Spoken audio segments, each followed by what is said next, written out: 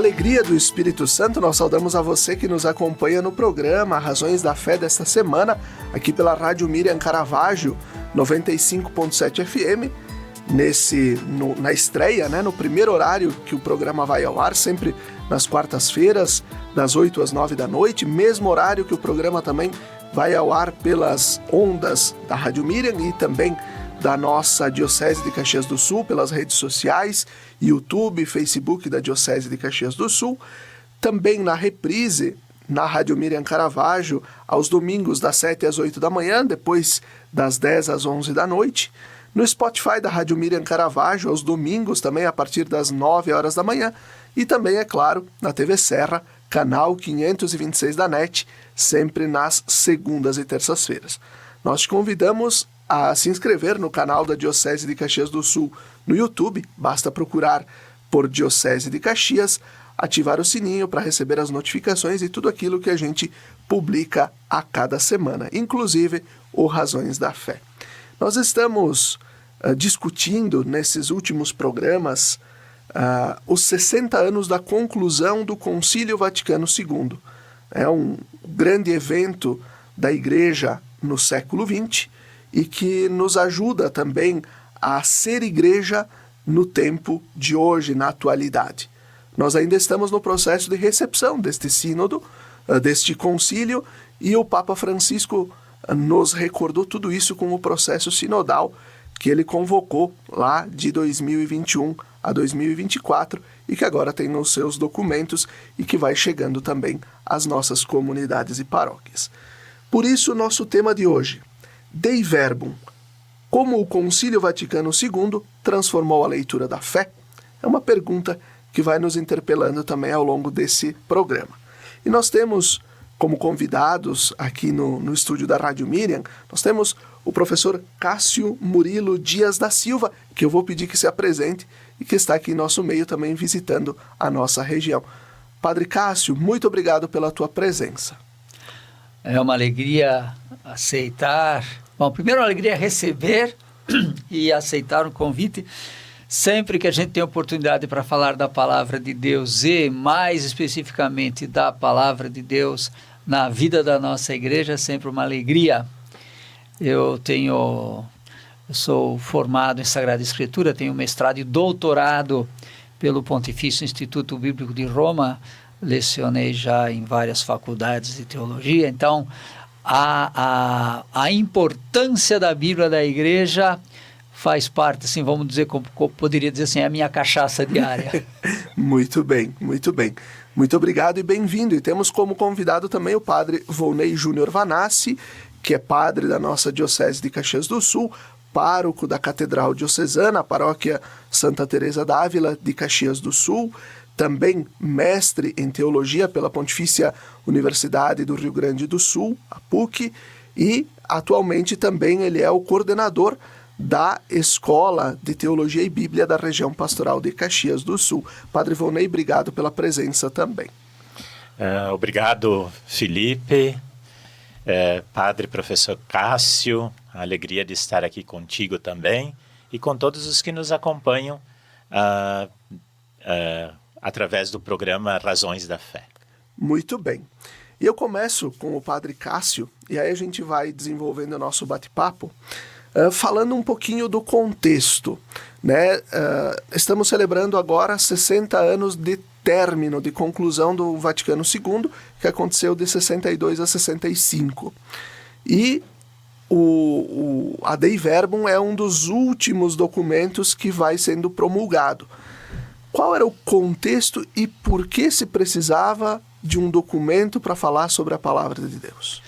Bom, nós temos que situar a Dei Verbum, ou aquilo que se tornou a Dei Verbum, no contexto do movimento bíblico, movimento litúrgico do século XX, que já desde as primeiras décadas, mas depois com os acontecimentos históricos, Segunda Guerra Mundial, nazifascismo na Europa e outras coisas, as duas guerras, aliás, no caso da Bíblia, obviamente ela sempre acaba sendo um ponto de referência para se buscar uma resposta. O que a Bíblia nos diz sobre tudo isso? Então, também neste contexto social, político, o próprio movimento litúrgico, que é com o avanço da tecnologia foi trazendo também questionamentos sobre a cultura, sobre a liturgia, sobre a própria prática religiosa. Então foram surgindo vários questionamentos e esses dois grandes movimentos, movimento bíblico, movimento litúrgico, que tem também a ver com o crescimento do ecumenismo, colocaram algumas questões que depois o próprio Concílio Vaticano II vai responder na área social, na área da missão, na área da eclesiologia. No caso da Bíblia, as três questões levantadas, em primeiro delas era a relação entre revelação, tradição e escritura. Porque para nós católicos, além da Bíblia, nós temos o magistério da igreja e a tradição da igreja como fontes para a teologia, fontes para a nossa reflexão, fontes para a pastoral, enquanto os protestantes e depois os pentecostais, evangélicos, estão muito centrados na Sagrada Escritura. Então, a primeira questão é se a Escritura é o único canal de revelação ou se também a tradição e o magistério. Segunda questão está ligada ao estudo da Bíblia, o chamado método histórico crítico, que cresceu muito em meados do século passado, que colocava questões diferentes para a Bíblia, não necessariamente ligados à teologia e à espiritualidade. E, consequência, parece até uma pergunta boba hoje se fazer, mas na época era algo extremamente importante, era saber se podemos ler a Bíblia, se podemos usar a Bíblia na nossa oração, se podemos ter um grupo de reflexão bíblica, se o padre pode fazer uma homilia baseada nas leituras da missa. Hoje parece bobagem perguntar isso, mas na época era algo que provocava muita discussão. Então são essas perguntas aí, este mais ou menos o contexto, que obviamente é o específico para a Bíblia. O Concílio Vaticano II tratou de várias outras questões, mas no específico para Dei Verbum são essas questões. Perfeito. E aqui começo novamente com o Padre Cássio, mas Padre Volney também sinta-se envolvido na pergunta. Como a Dei Verbum, ela nos ajudou a popularizar o uso da palavra, o uso da Bíblia, né? E ao mesmo tempo, porque nós, e eu lembro aqui da nona, né? Da nona que ia na missa para rezar o terço, né? Que era aquela questão, sim, da liturgia, mas ao mesmo tempo não se tinha essa prática também de escutar a palavra. E aqui também envolvo o Padre Volney nisso, daquilo que nós hoje temos, da necessidade de escutar e da necessidade de também na liturgia, na catequese, na vida, usarmos a palavra de Deus como guia do caminho. Não, a questão já começa na mudança de como se rezava a missa, porque passamos do latim para o vernáculo. E, obviamente, se passamos também das proclamações do latim para uma língua que o povo fala. Então, é claro que, ao longo dos séculos, esse distanciamento entre aquilo que o padre está rezando com aquilo que o povo entende, foram criando as estruturas. Então, parece até bobagem, né? Por exemplo, o padre rezava em latim e de costas, o povo não entendia o que o padre falava, às vezes não tinha nem microfone, que o padre rezava baixinho ali, quase que na hora da consagração, quase sussurrando para a hóstia e para o vinho. O povo não entendia, não escutava, fazia o quê? Rezava o terço. Você estava falando no ouvido de Jesus, estava sussurrando. Pois é, e o povo falando no ouvido de Nossa Senhora rezando o terço. E aproveito, e é daí que vem o sininho na missa, né? Porque o povo estava rezando o terço lá, e chegava na hora da consagração, precisava avisar o povo que chegou um momento importante para ele parar de rezar o terço. Aí tocava o sininho na hora da consagração, que era naquele momento o povo parava para rezar o terço, fazia a sua adoração, ou sei lá o que, depois da terceira sinetada pode voltar a rezar o terço no ponto que parou a Ave Maria ali. Então, é neste contexto que surge a necessidade de, aliás, vem aquela pergunta, né? Afinal de contas, a gente pode usar a missa, pode usar a Bíblia na missa e pode refletir sobre a palavra de Deus na missa. Então, a mudança na liturgia, o impacto da passagem do latim para o vernáculo, que então a missa deixa de ser somente um momento de adoração e de devoção, para ser um momento em que o povo de Deus é alimentado não só com a Eucaristia, mas é também alimentado com a palavra. Isso teve um impacto muito grande em vários outros setores na vida da igreja. Muito bem. Padre Volney, a importância então desta palavra que foi se popularizando justamente para nós rezarmos melhor na liturgia e na vida. Eu penso que todos os desdobramentos da Dei Verbum, do concílio, eles trouxeram um impacto imediato, né? E esse impacto imediato na liturgia, no encorajamento do aproximar-se da palavra de Deus, da Bíblia, no caso também, de modo específico. Mas hoje, esses desdobramentos, eles se tornam ainda mais presentes quando, por exemplo, nós, através destes novos métodos também da catequese, nós colocamos a Bíblia, por exemplo, na mão das crianças da catequese, dos jovens da catequese, dos adultos, e procuramos criar intimidade com a palavra de Deus, né? Que ela não se torne algo estranho, mas seja o nosso livro de cabeceira, né? Onde nós sabemos, nós encontramos o rosto daquele que é a palavra que se fez carne. Então, e com todos os seus desdobramentos, quer dizer, compreender também o como ler esta palavra, que ela não é uma palavra inerte, mas ela é dinâmica, ela se faz vida. Quer dizer, a palavra, a Bíblia cresce, a palavra de Deus cresce com aqueles que além, dizia São Gregório Magno, com aqueles que leem a palavra. Ela vai crescendo, a palavra de Deus vai se tornando vida na nossa vida.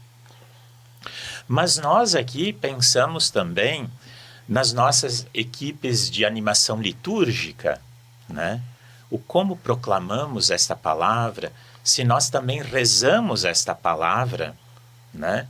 Se ela de fato também está sendo rezada, refletida, se ela chega até o coração das pessoas na liturgia. Por isso que a nossa catequese, ela é o quê? Ela é bíblica, mas ela é litúrgica também.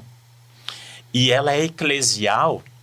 Nós vamos depois, certamente o professor Padre Cássio vai tocar nisso, de que a palavra, a Bíblia, ela é também a tradição da igreja, é o magistério, ela é dinâmica, né?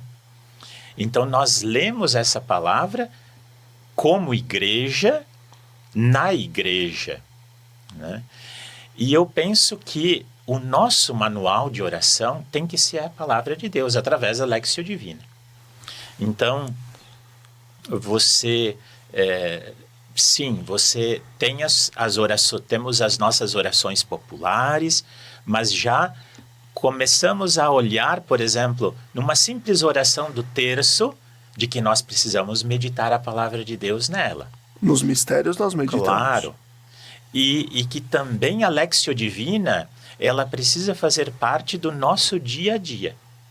Eu preciso ter dia a dia, todos os dias, o contato com essa palavra de Deus para conhecê-la, para criar intimidade e para configurar a nossa vida a esta palavra e a Cristo. Mas não como uma caricatura, né? Mas como o Cristo real, vivo, verdadeiro, né? Então, eu penso que isso tudo é resultado de um processo que o concílio nos presenteou.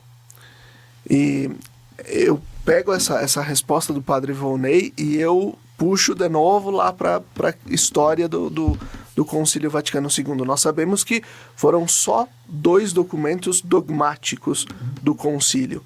Foram 4 constituições. Isto. E dessas 4, 2 constituições dogmáticas. Por que fazer desta Constituição sobre a palavra de Deus, sobre a revelação, uma Constituição dogmática? Por que precisava fazer isso? Para responder isso, eu tenho que dar um passo atrás. Eu primeiro preciso definir o que é uma Constituição, né? Só apenas para elucidar quais são as constituições. A Sacrosanctum Concilium sobre liturgia, Constituição, né? Depois, Lumen Gentium, Constituição dogmática sobre a Igreja. Constituição Pastoral Gaudium et Spes, sobre a Igreja no mundo de hoje, e a Constituição dogmática Dei Verbum, não sobre a Bíblia, sobre a divina revelação. Isso é uma coisa importante. Não sobre a Bíblia.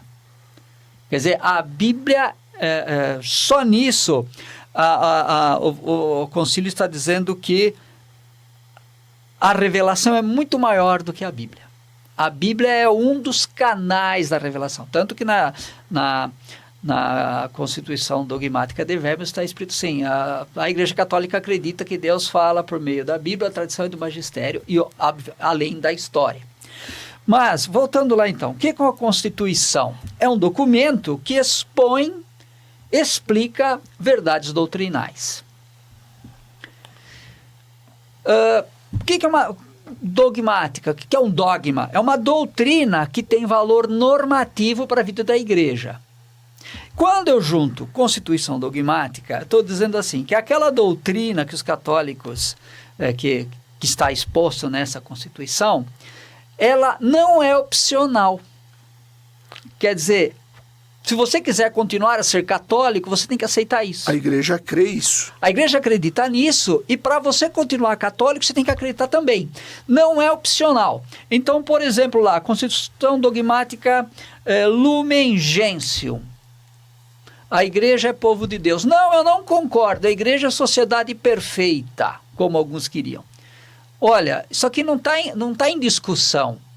Se você quiser continuar a ser católico, é isso. Se você discorda, você deixa de ser católico. Mesma coisa, então, Constituição dogmática Dei Verbum, né? Depois nós vamos falar um pouco mais especificamente sobre as partes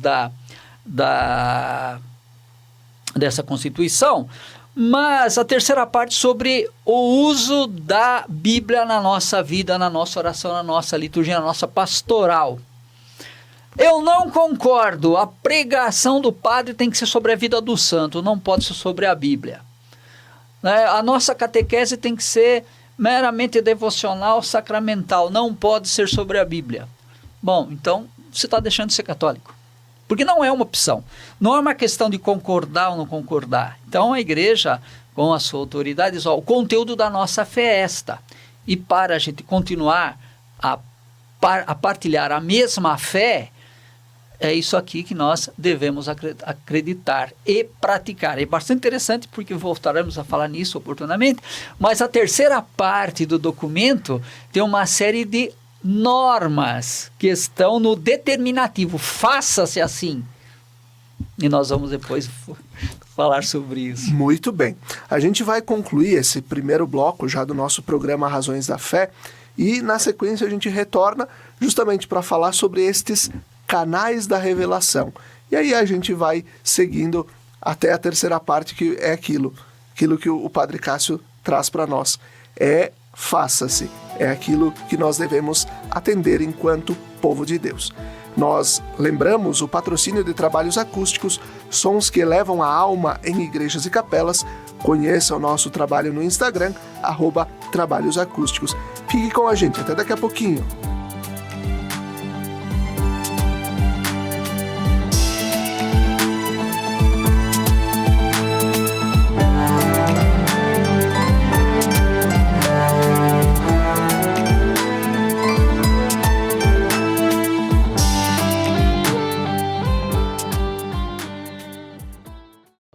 Lembrai-vos, ó Puríssima Virgem Maria, que jamais se tem ouvido que deixasseis de socorrer e consolar a quem vos invocou, implorando a vossa proteção e assistência. Assim, pois, animado com igual confiança, como a Mãe Amantíssima, ó Virgem das Virgens, a vós recorro, de vós me valho, gemendo sob o peso de meus pecados, humildemente me prostro a vossos pés. Não rejeiteis as minhas súplicas, ó Virgem de Caravaggio, mas dignai-vos de as ouvir propícia e de me alcançar a graça que vos peço. Amém.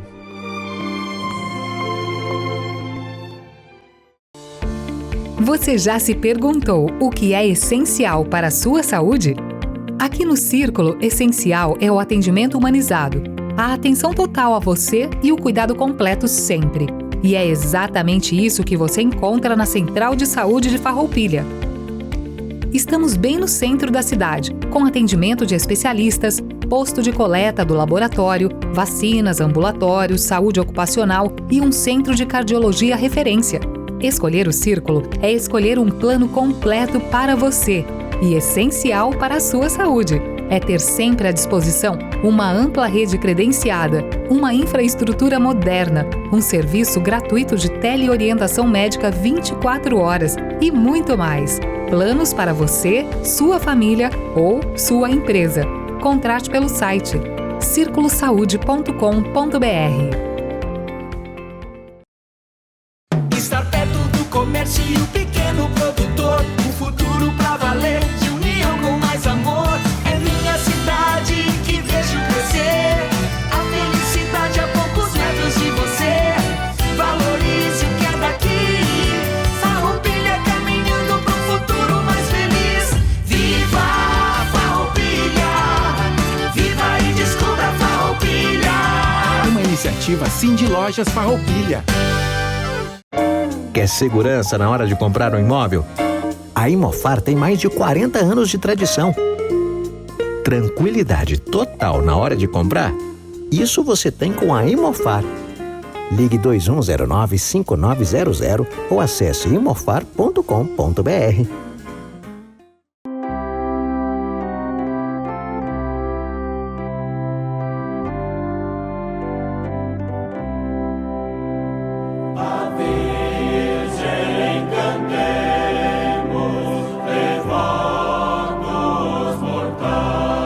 De segunda a sexta-feira, sempre às 17 horas e aos domingos às 11 horas, acompanhe a transmissão da Santa Missa direto do Santuário de Nossa Senhora de Caravaggio.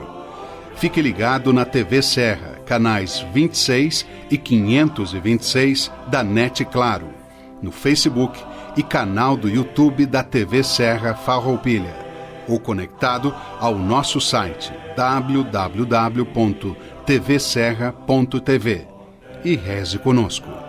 Na Palavra de Deus e na Eucaristia, alimentamos nossa vida e fortalecemos nossa caminhada. Missa direto do Santuário de Nossa Senhora de Caravaggio, na sua TV Serra. Momento de oração, fé e devoção na padroeira da Diocese de Caxias do Sul e da cidade de Farroupilha. Patrocínio Tramontina, o prazer de fazer bonito. TV Serra, levando o Santuário de Caravaggio até você.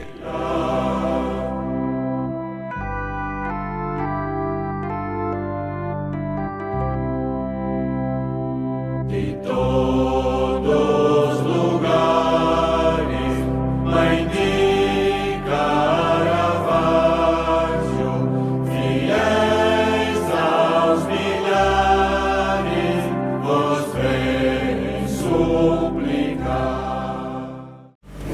Segurança é ter para onde olhar.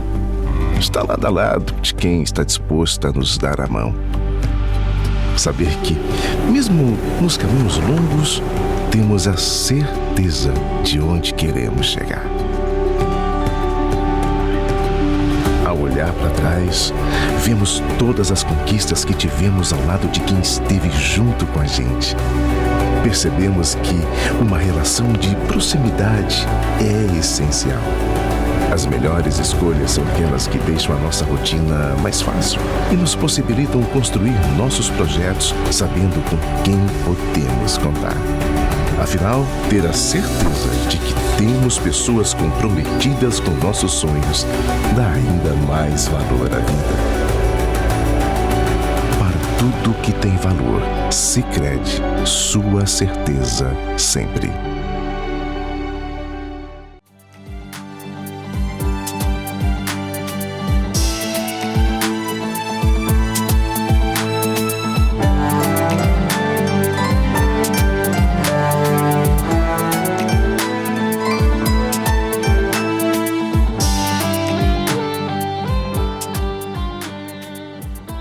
Estamos de volta com o segundo bloco do nosso programa Razões da Fé desta semana, em que nós tratamos de um dos documentos do Concílio Vaticano II, que foi o maior acontecimento da vida da Igreja do século XX.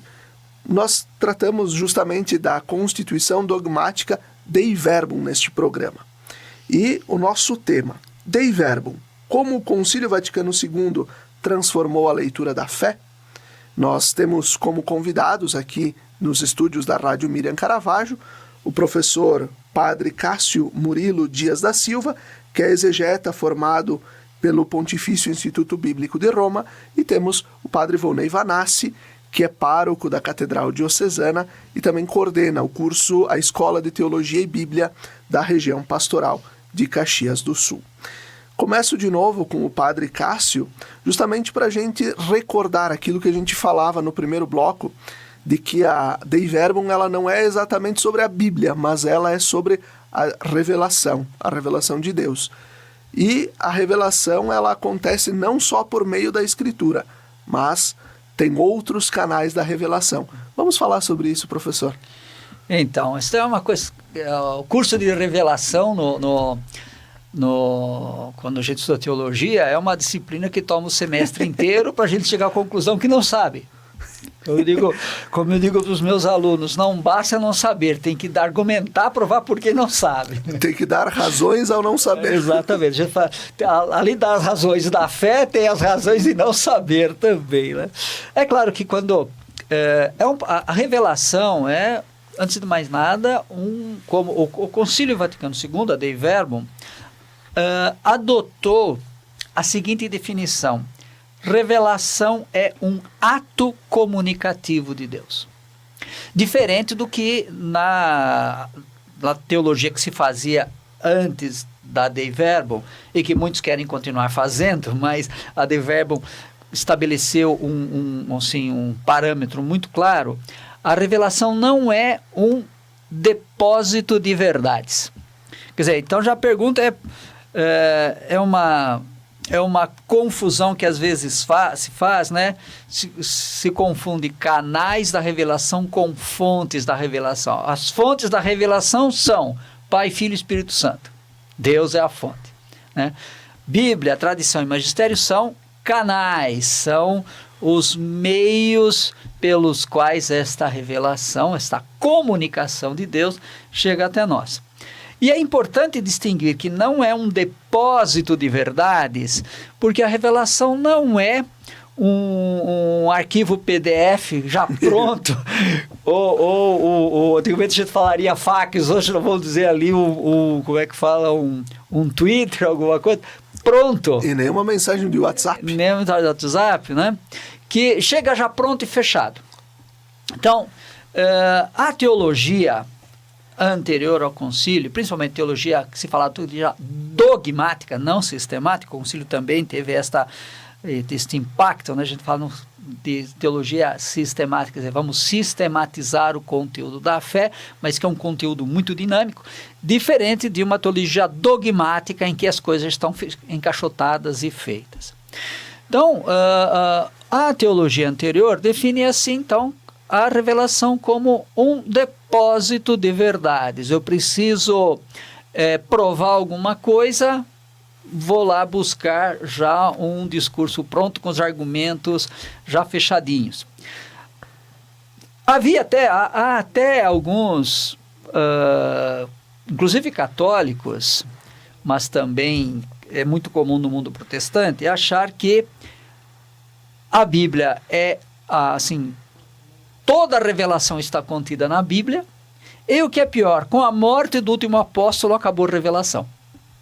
E a ideia é assim, né? Porque não virá Deus, não vai vir nenhum anjo falar, olha, lá em cima a Santíssima Trindade fez uma reunião, chegaram à conclusão que não dá para jogar bisca em 3, então vão elevar o amém como a quarta pessoa da Santíssima Trindade para fechar a mesa, então vai ter um novo conteúdo sobre Deus.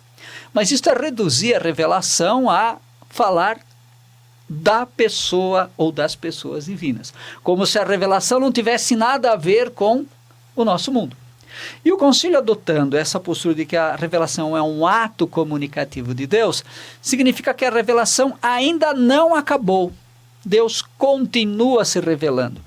Novas circunstâncias, novas situações, a gente se pergunta, por onde Deus quer que a gente caminhe? Então a revelação deixou de ser simplesmente um discurso dogmático sobre verdades fechadas, e a gente passa a enxergar a revelação como Deus se comunica e diz por onde quer que a gente caminhe, até porque a revelação acontece na história. Então Deus continua se revelando nos momentos históricos. A finalidade da revelação não é Deus fazer uma tese doutoral sobre si mesmo e apresentar sua carteira de identidade, mas nos levar à comunhão com Ele. Quer dizer, o objetivo da revelação é nos levar à comunhão com Ele. O que nos faz surgir a pergunta: pandemia, como neste contexto estar em comunhão com Deus? Ou aí, enchente no Rio Grande do Sul, como nesse contexto social histórico estar em comunhão com Deus. Então é a revelação que vai nos ajudar a encontrar este caminho. A Escritura é um desses canais da revelação, mas aí vem a tradição da igreja, que vai aproveitar as experiências passadas num contínuo processo de atualização. Vou fazer um parênteses. Tradição, que é diferente do tradicionalismo. Que é diferente do tradicionalismo, né? Porque a tradição é algo aberto. O tradicionalismo é algo fechado. O tradicionalismo diz, as respostas já estão prontas. Vamos pegar as respostas do passado e aplicar hoje. E a tradição diz, as respostas do passado, como elas responderam àquele problema, que problemas temos hoje, em que medida essas respostas nos ajudam, mas em que elas precisam ser melhoradas, aperfeiçoadas. E para ajudar neste processo, o terceiro canal, o magistério, para que não cada um saia dizendo o que quer, nós temos um magistério que vai nos colocar as balizas e vai dizer, olha,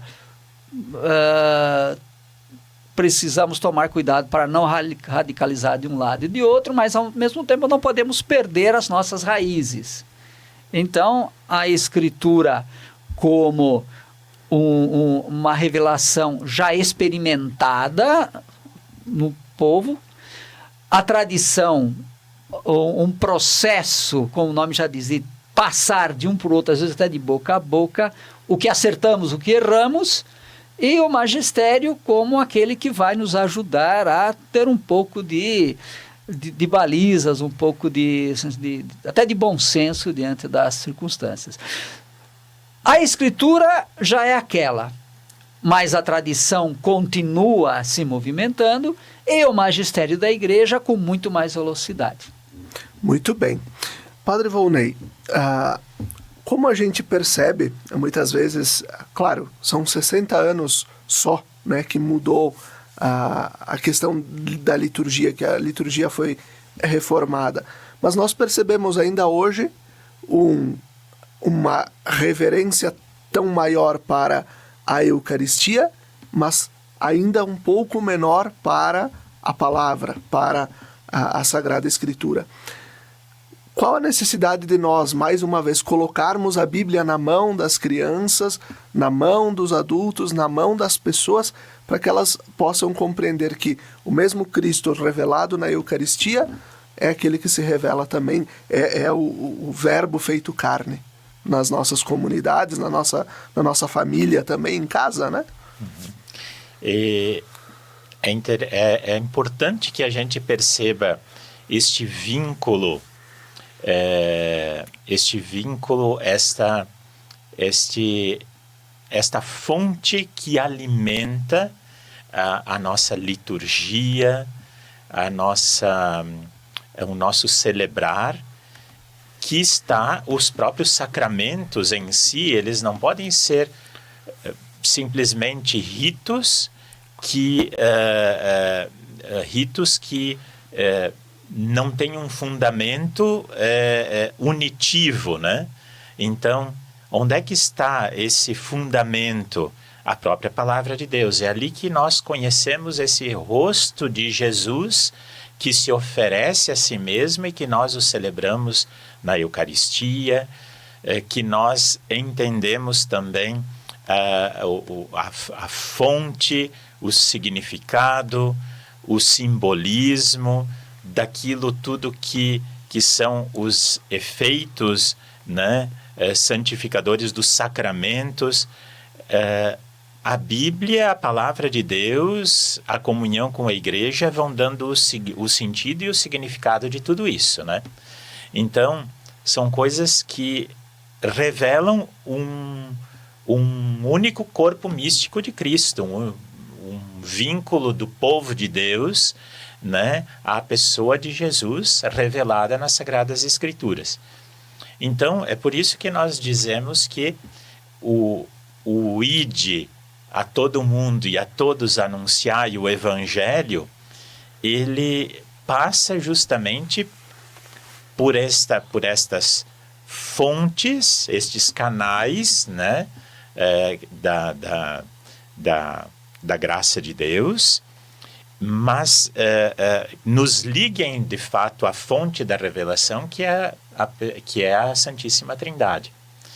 Então, a animação bíblica da pastoral, né? Hoje nós estamos também trabalhando em nossa diocese a iniciação à vida cristã, em todos os sentidos. Os nossos cursos também de liturgia, de Bíblia e teologia para os leigos nas diversas regiões pastorais da nossa diocese, né? A Semana Teológica, são todos espaços de formação onde nós vamos tomando também consciência da inteireza da nossa fé, né? Então, a formação é muito importante, né? Formação é importante. Formação de lideranças, aquela formação pontual, nós dizíamos, mas aquela formação também sistemática, aquela formação continuada, que vai também nos aprofundando, nos tirando da superficialidade do simplesmente fazer, né? Realizar atividades nas nossas comunidades. Então, tudo isso é importante para que a gente compreenda a profundidade e o significado também daquilo que celebramos, daquilo que rezamos, daquilo que cremos. Muito bem. Padre Cássio, puxando de novo o gancho aqui da pergunta que fiz ao Padre Volney, e agora me veio algo que talvez, me corrija se eu estiver errado, mas que talvez justamente nos ajude a explicar esses canais da revelação. Se nós hoje celebramos a Eucaristia, reverenciamos a Eucaristia como a presença real de Cristo, nós só ficamos sabendo dela pela palavra, porque lá na Bíblia está escrito aquilo que Jesus fez. Ficamos sabendo disso pela tradição, porque fazer isto em memória de mim. E atualizamos isso no magistério com a Sacrosanctum Concilium, que nos ajuda a celebrar a Eucaristia como mistério da paixão, morte e ressurreição de Jesus. Estou errado nisso? Não está errado. Eu até quero completar essa ideia, porque antes do concílio, e aqui então vem de novo a reforma litúrgica, com a reforma, com o movimento bíblico, a reforma... Não chegou a ser reforma bíblica, mas esse incentivo ao uso da Escritura. O que acontecia? Para os protestantes, acentuavam palavra, palavra, palavra. Isso era uma reação aos católicos, que acentuavam sacramento, sacramento, sacramento. Como se eles não precisassem de sacramento, e muitas igrejas nem têm esse conceito de sacramento, e como se nós católicos não necessitássemos da palavra. O problema é que a gente não pode esquecer que Cristo é a palavra que se fez carne. Além disso, eu só tenho Eucaristia e só tenho sacramentos. O que constitui na teologia sacramental, o sacramento é composto por duas partes, a matéria e a palavra. Mas não adianta eu falar, eu sou padre, isto é meu corpo, isso é meu sangue, mas aqui não tem pão, não tem vinho, eu estou consagrando nada. E a mesma coisa, não adianta colocar um pedaço de pão e um pedaço de vinho em cima do altar e ninguém falar nada. Não vai se transformar em corpo de Cristo, né? Então, a pergunta talvez interessante aqui, que a gente possa acrescentar, é o seguinte: qual palavra? Porque a Bíblia é palavra divina em palavras humanas. O que significa, então, que a Bíblia não desceu pronta. Então, esse era um dos conceitos também que a gente precisaria corrigir, né? A Bíblia não desceu pronta, Deus não mandou um fax, não mandou um Twitter, não mandou uma mensagem de WhatsApp, não mandou um livro impresso lá de cima, mas a Bíblia é o resultado de uma experiência em que, de alguma maneira, os autores enxergaram que Deus estava falando e traduziram isto em palavra. O que nos leva, portanto, a perceber que a Bíblia é o momento, vamos dizer assim, de consolidação de uma tradição bem maior. Deus já falava antes da Bíblia, continuou falando durante o período em que a Bíblia foi escrita e continua falando depois, né? A Bíblia, os primeiros escritos, o Antigo Testamento levou mais ou menos 1000 anos para ser escrito. Então nós temos aquilo que hoje é a Bíblia. Nasceu às vezes como um pedacinho de uma poesia escrita num pedaço de pão, né, ou de papel de pão, ou escrito numa pedra. Quer dizer, isso é um conceito que às vezes as pessoas têm, acham que a Bíblia foi escrita assim da maneira como está hoje, como se fosse um grande caderno. Dividida já em capítulos e tudo, né?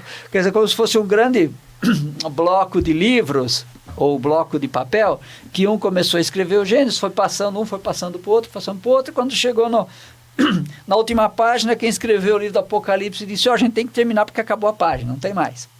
Não foi assim. A Bíblia, o que nós temos hoje, é o resultado de um processo muito mais complexo. Os livros não foram escritos nesta ordem, e muitos dos livros nasceram às vezes como pedaços, como um poema solto, como uma história contada na tradição oral, que posteriormente foi sendo transcrita. O que significa, então, que ao lado da Bíblia há toda uma outra tradição. E não estou falando somente dos livros considerados apócrifos, estou falando da própria tradição oral, que muitas vezes ajuda a entender o que está escrito. Então, o que nós temos na Bíblia é uma parcela da revelação. E nisso o Concílio Vaticano II foi muito feliz. Não diz que a Bíblia é a revelação, mas a Bíblia contém a revelação.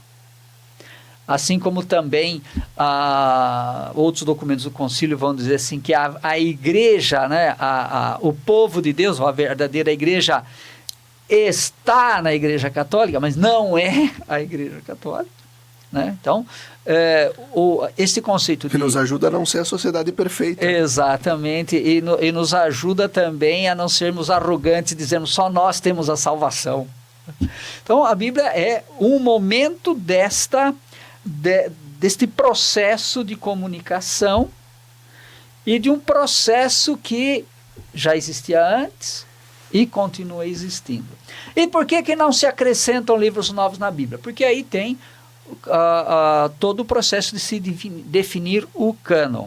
Para nós católicos isso não é um problema, porque nós temos a Bíblia como fundante, né? A definição, por que se define um livro para colocar na Bíblia é um ponto bastante complexo, mas nós temos a tradição e o magistério. Então nós já temos os próprios documentos da igreja que, embora não sejam considerados Sagrada Escritura, eles têm valor normativo.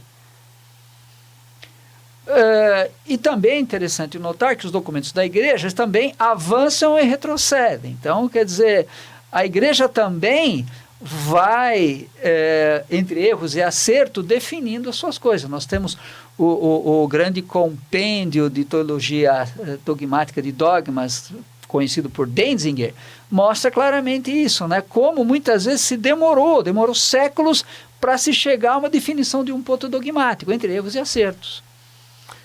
Muito bem, a gente vai concluindo o segundo bloco do nosso programa Razões da Fé desta semana, recordando o patrocínio de trabalhos acústicos, sons que elevam a alma em igrejas e capelas. Conheça o nosso trabalho no Instagram, @trabalhosacústicos. Fique com a gente, porque no terceiro bloco nós vamos falar justamente sobre a terceira parte da Dei Verbum. Fique com a gente, até daqui a pouquinho.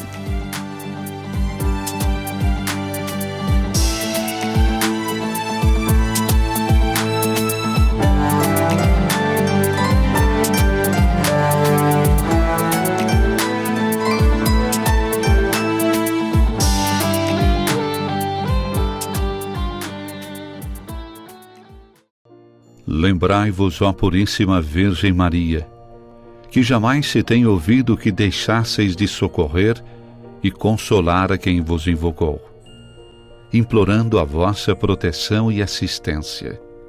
Assim, pois, animado com igual confiança, como a Mãe Amantíssima, ó Virgem das Virgens, a vós recorro, de vós me valho, gemendo sob o peso de meus pecados, humildemente me prostro a vossos pés. Não rejeiteis as minhas súplicas, ó Virgem de Caravaggio, mas dignai-vos de as ouvir propícia e de me alcançar a graça que vos peço. Amém.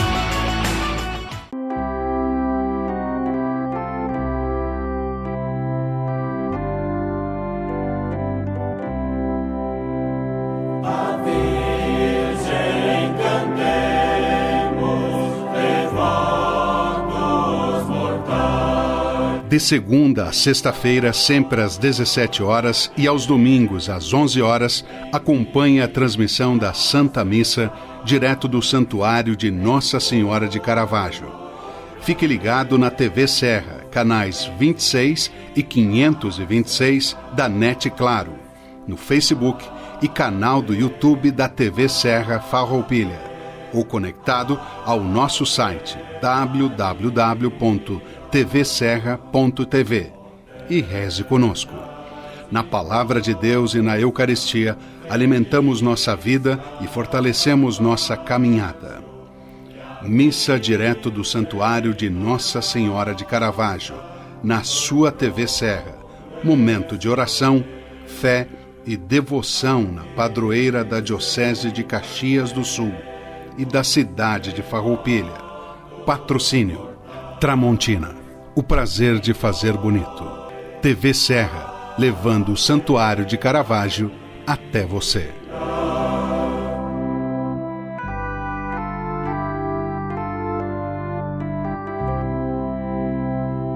De todos os lugares, Mãe de Caravaggio, fiéis aos milhares, vos vem suplicar. Segurança é ter para onde olhar. Está lado a lado de quem está disposto a nos dar a mão. Saber que, mesmo nos caminhos longos, temos a certeza de onde queremos chegar. Ao olhar para trás, vemos todas as conquistas que tivemos ao lado de quem esteve junto com a gente. Percebemos que uma relação de proximidade é essencial. As melhores escolhas são aquelas que deixam a nossa rotina mais fácil e nos possibilitam construir nossos projetos sabendo com quem podemos contar. Afinal, ter a certeza de que temos pessoas comprometidas com nossos sonhos dá ainda mais valor à vida. Para tudo que tem valor, Sicredi, sua certeza sempre.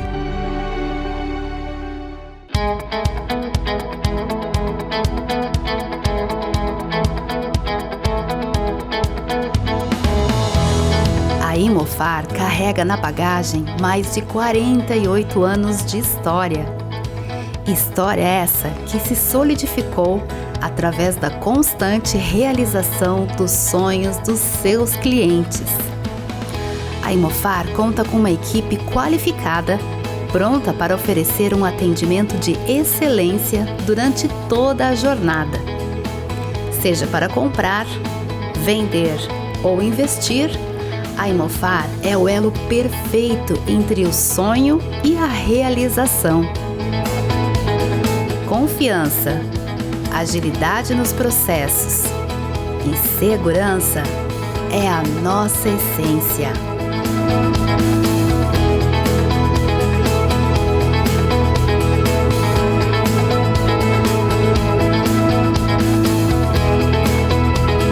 Venha nos visitar ou acesse nosso site e explore todas as oportunidades.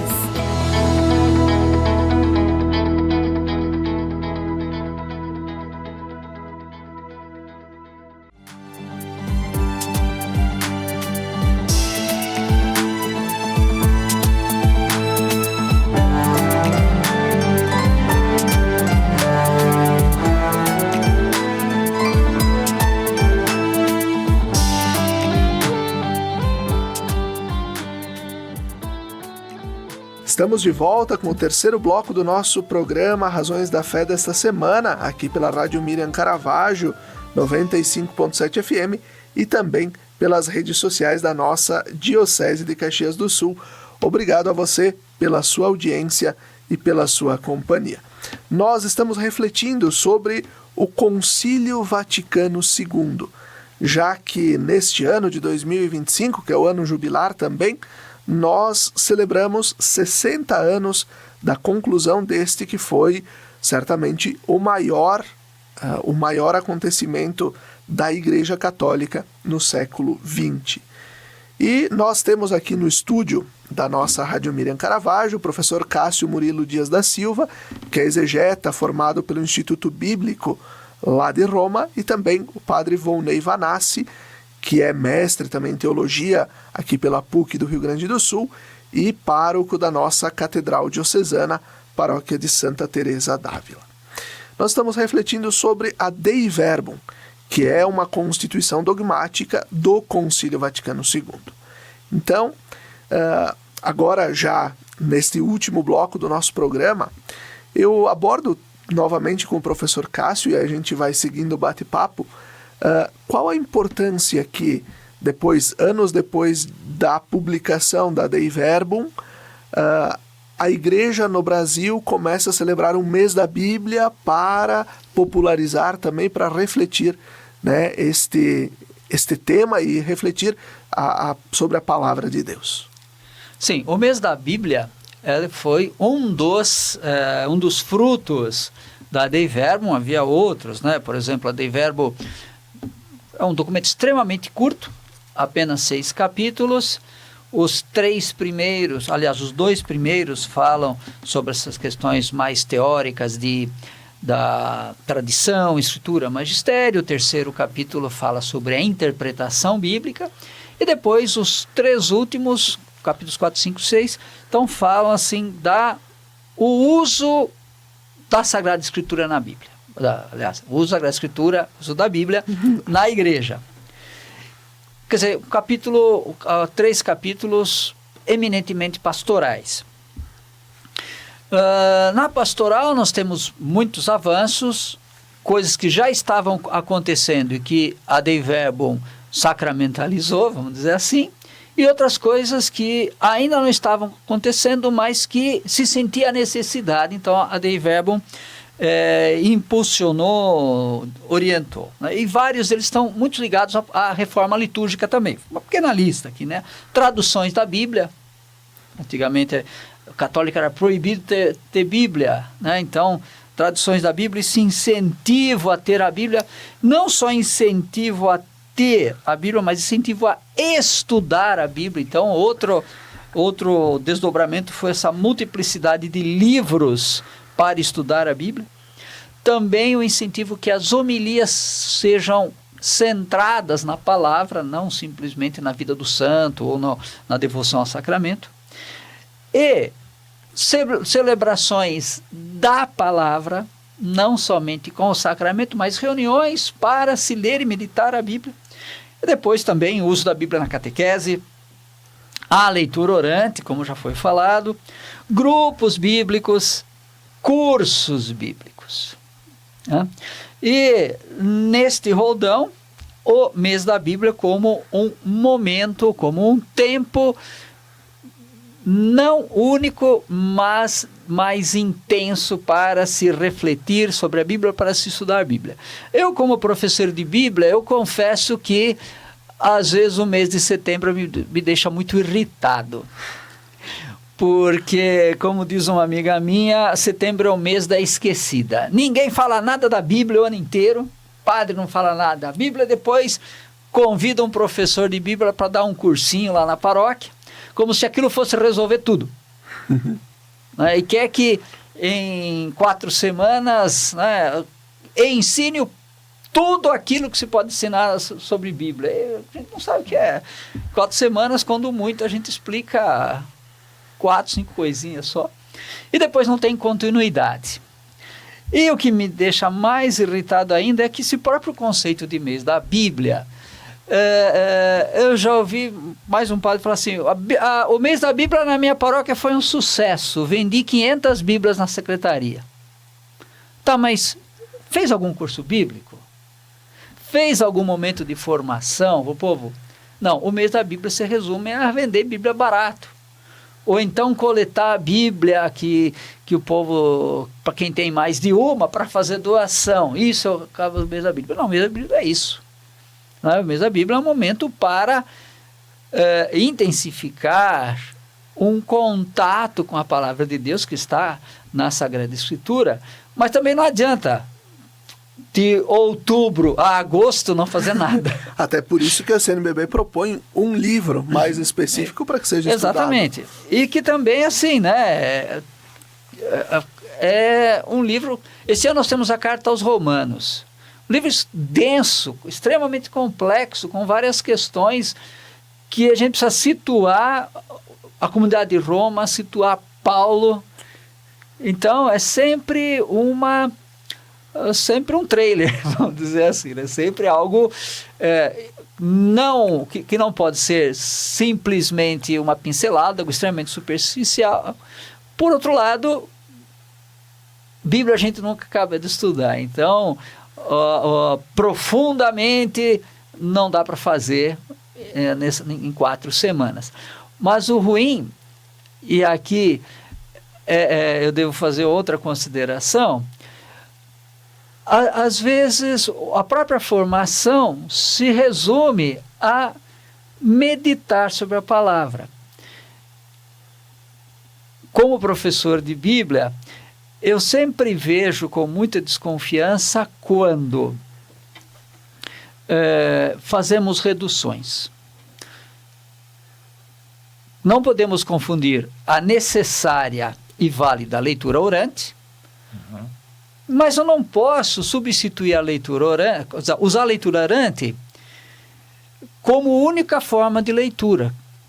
Nós temos também a leitura litúrgica é outro tipo de leitura, a leitura catequética e além do estudo específico. Né? Então,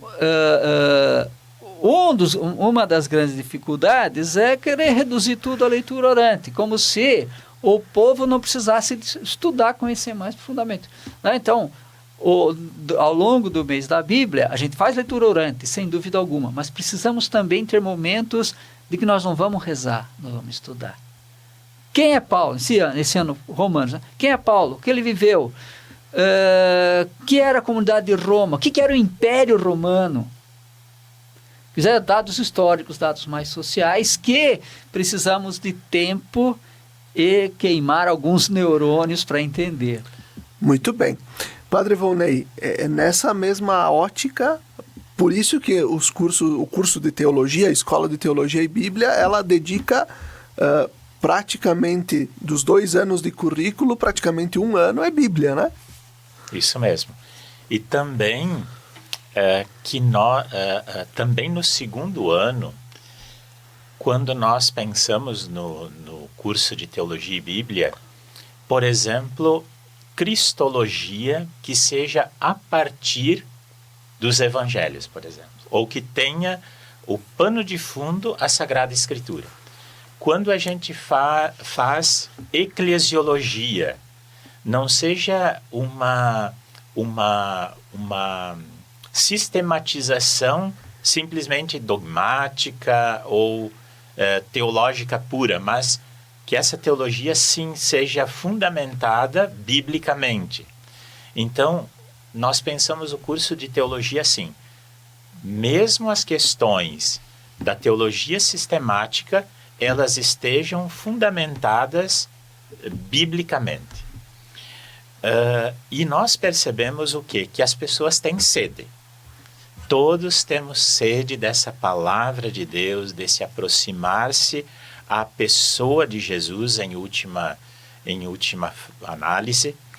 E também muitas dúvidas, como por exemplo, palavra inspirada e a hermenêutica, a exegese, a interpretação, né? Como interpretar, né?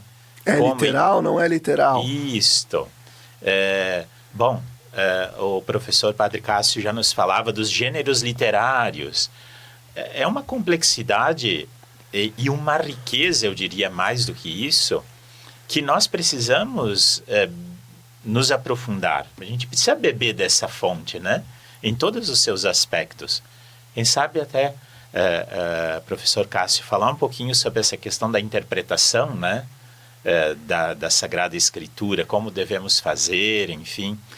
As pessoas têm muita sede e normalmente dizem como interpretar, né? Como fazer com que essa minha oração, meu estudo também, porque hoje pipocam na internet cursos abundantes de Bíblia, de teologia, mas o que é confiável também, né?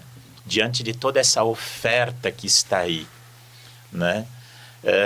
Como a gente pode, de fato, beber dessa fonte de tal forma a que ela nos faça bem, né? Então, eu passo a palavra para ti de novo. Bom, então a primeira coisa assim, partindo desta multiplicidade de sites e de canais de internet, das redes sociais. Já propaga o teu, Padre Cássio. Bom, em primeiro lugar, não é porque é católico que é bom e não é porque é protestante que é ruim. Porque nós temos bons estudiosos entre os protestantes, assim como nós temos professores de Bíblias medíocres também na Igreja Católica. Eu sou obrigado a dizer isso, que muitas vezes nem sempre os melhores têm canal no YouTube. No lado católico, estamos fazendo propaganda de dois. O primeiro deles é um grupo que surgiu no tempo da pandemia e existe ainda hoje, chamado Grupo de Reflexão Bíblica São Jerônimo. É um grupo formado por professores e professoras de Sagrada Escritura do Brasil todo, e todo dia tem uma reflexão. Então, todo dia uma pequena homilia. Eu estou lá também. Então, seja festa, seja domingo, dia de semana, todo dia tem uma pequena homilia, cerca de 10 minutos, às vezes um pouco menos, sobre uma das leituras da missa diária. Como eu falei, surgiu no tempo da pandemia. Um professor da PUC de Minas teve a ideia, vamos fazer um grupo aí. Nós temos aí, então, professores do Brasil todo dia temos uma reflexão. Particularmente, eu tenho um canal no YouTube chamado Baites Bíblicos, e nele, toda sexta-feira, eu apresento o resumo de um curso que eu ministro toda terça-feira à noite, sobre as leituras do final de semana. Então, aqui já entra um outro tipo de leitura, não é mais a leitura orante, mas a leitura litúrgica. Quer dizer, como aquelas leituras foram escolhidas, por que estão ali, porque ao longo do tempo comum, porque o evangelho é continuado, mas a primeira leitura cada dia é de um livro diferente. E também o salmo cada dia é de um. Então, o carro-chefe é sempre o evangelho. A primeira leitura, pelo princípio da chamada composição harmônica, como a gente costuma dizer, casa, bate com o evangelho, está em harmonia, às vezes em contrastes. É interessante, algumas vezes o que o personagem da primeira leitura faz é exatamente o contrário daquilo que Jesus ensina, mas exatamente pelo contraste. Então, a primeira leitura, pelo princípio da composição harmônica, está ligada ao evangelho. Pelo mesmo princípio da composição harmônica, o salmo responsorial, responde à primeira leitura, e a segunda leitura é uma leitura semicontínua, às vezes com maior facilidade, às vezes com um pouco mais de malabarismo, a gente consegue ligar com as outras três. Mas veja só, é o princípio da leitura litúrgica, quer dizer, aquelas leituras nos ajudam a celebrar. E aqui é uma coisa importante, nós não celebramos temas, celebramos acontecimentos. Então, às vezes, vai o pregador, o tema da leitura de... Não é tema, é um acontecimento. O perdão é um acontecimento, a morte é um acontecimento. Né? É verdade, temos temas teológicos, nós estudamos os temas teológicos, mas celebramos acontecimentos. Então, aqui que é uma coisa importante, a necessidade que a gente tem de não se contentar com o básico do básico. E aqui que vem a importância do concílio, que não só incentivava o povo a ler a Bíblia, mas quase que assim, empurrava os padres, pregadores, a ter uma boa interpretação. Quer dizer, aplicar, fazer aquela ligação entre o texto bíblico e a nossa vida de hoje. Então, o princípio muitas vezes pode ser resumido assim. Este ensinamento da Bíblia respondia à qual acontecimento, qual fato, qual circunstância do povo. Vamos ver o que está acontecendo na Bíblia e o que acontece hoje. Essas situações são parecidas? Em que elas são semelhantes? Em que elas são análogas? Tá, aí eu pego a resposta que o texto bíblico deu para aquela situação daquela época e vejo, serve para mim ou não. E em que eu preciso progredir. Então, muitas vezes é chamado de analogia entre as situações, ou então círculo hermenêutico, como a gente quiser, é sempre perceber em que aquele acontecimento bíblico, como Deus se manifesta, por onde Ele mostrou o povo para aquele caminho, entre erros e acertos, em que a nossa experiência de hoje ajuda também a nos enxergarmos nas experiências do povo bíblico. Muito bom, que bela reflexão fizemos no nosso programa dessa semana e a importância de estudarmos também cada vez mais a Sagrada Escritura. Nós desejamos a você que nos acompanhou uma abençoada semana, agradecemos Padre Cássio, Padre Volney que estiveram conosco nesse programa e desejamos então uma abençoada semana. Fique bem!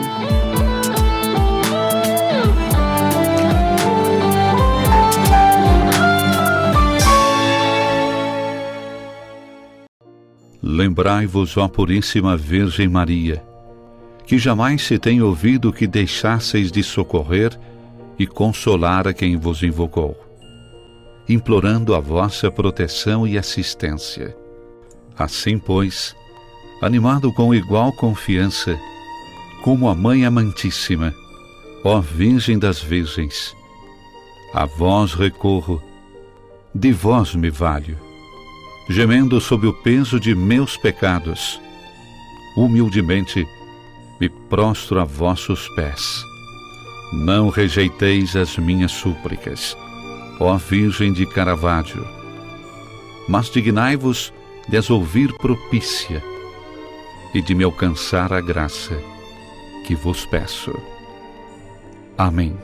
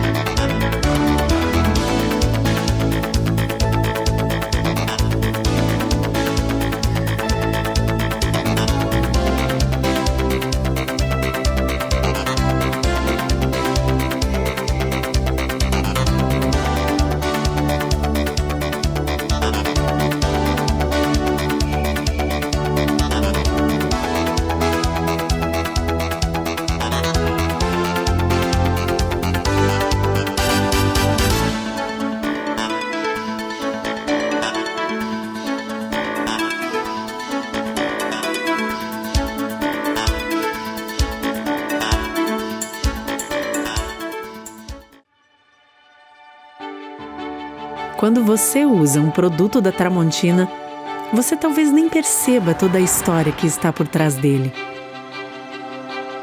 Uma história que começou no Brasil em 1911, quando Valentim e Elisa Tramontina abriram uma pequena ferraria na cidade de Carlos Barbosa, interior do Rio Grande do Sul. De lá para cá, a Tramontina cresceu como uma empresa genuinamente brasileira. Hoje, são fábricas espalhadas por diferentes regiões do Brasil. Elas produzem um diversificado portfólio de mais de 22 mil itens. E todos esses produtos são distribuídos por diferentes segmentos. Utilidades domésticas, como facas, panelas, talheres, porcelanas para a sua casa ou o seu negócio, uma linha completa para o seu churrasco.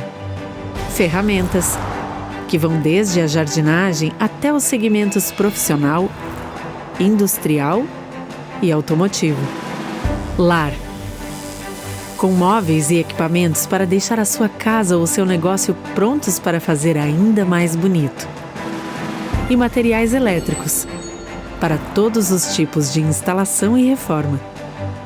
Todos esses produtos chegam ao dia a dia de milhões de consumidores, graças ao trabalho de mais de 10 mil funcionários atuando em unidades de produção, lojas conceito, centros de distribuição, vendas online e escritórios de vendas. Pelo Brasil e no mundo. E tudo isso é construído no presente com os olhos no futuro. Como o Tramontina Transforma, uma iniciativa voltada para a preservação de florestas, reciclagem e uso consciente de água e energia, impactando de maneira positiva o meio ambiente e a vida de milhares de pessoas. E tudo isso vem de um propósito que norteia o trabalho da Tramontina todos os dias. Porque a Tramontina é feita de pessoas. Pessoas como você, que se identifica com os nossos valores e que também preza pelo prazer de fazer bem feito. Tramontina, o prazer de fazer bonito.